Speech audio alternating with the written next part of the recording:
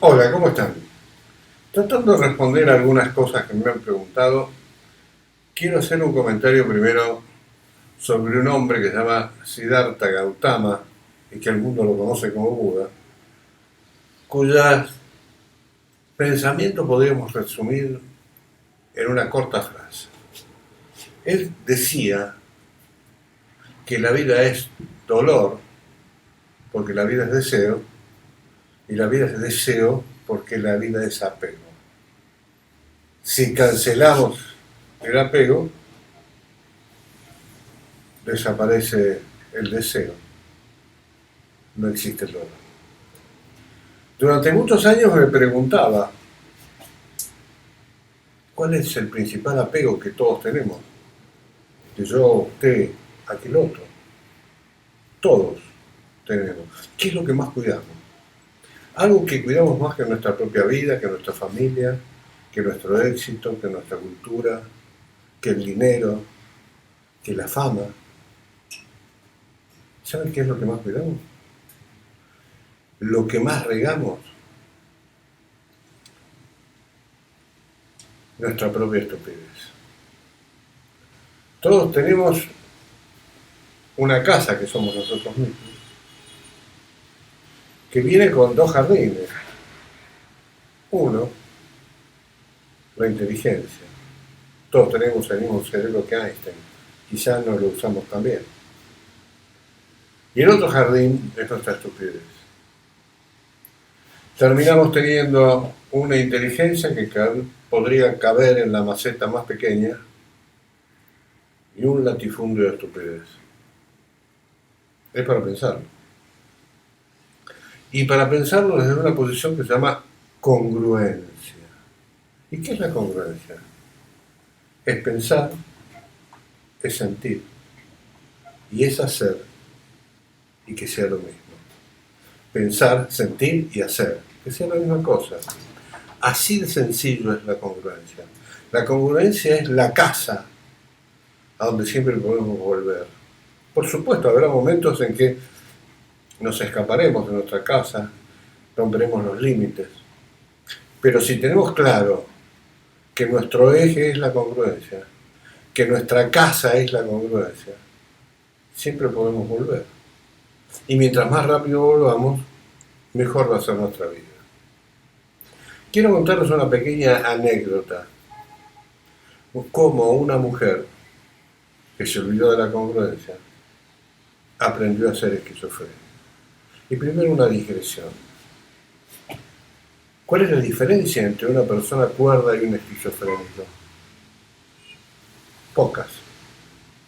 Fundamentalmente una. ¿Cuál es? Primero les digo cuáles son las características nuestras y las de un esquizofrénico. Nosotros tenemos diferentes personajes que ponemos según con quién estemos. Uno no es el mismo con un cliente, con un amigo, con la mujer, con los hijos, con la autoridad. Uno tiene diferentes personajes que va poniendo en escena de acuerdo a las circunstancias en las que uno se encuentra. Y el esquizofrénico también tiene un montón de personajes. ¿Y cuál es la diferencia entre la orquesta de uno y la orquesta del otro? La diferencia fundamental es que el esquizofrénico tiene una orquesta en la que no hay director. No hay alguien que le diga ahora los violines, ahora entran los tambores, ahora las cornetas, ahora las cuerdas.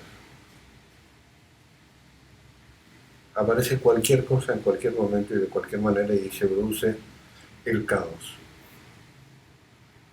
En cambio nosotros tenemos un director de orquesta que nos dice adecuadamente, si somos congruentes, qué personaje tenemos que poner en cada circunstancia.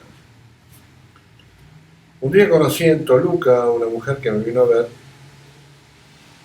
y que estaba muy trastornada, entrando en un estado psicótico. Entonces me contó su historia. Una mujer muy hermosa, muy bonita. Ella trabajaba en un banco. Era la cajera de un banco importante. Y estaba de novia con un muchacho, con un señor, muy agradable, muy simpático, y habían estado de novios 7 años. Y ya planeaban casarse el año próximo. Sin embargo, de un día para el otro,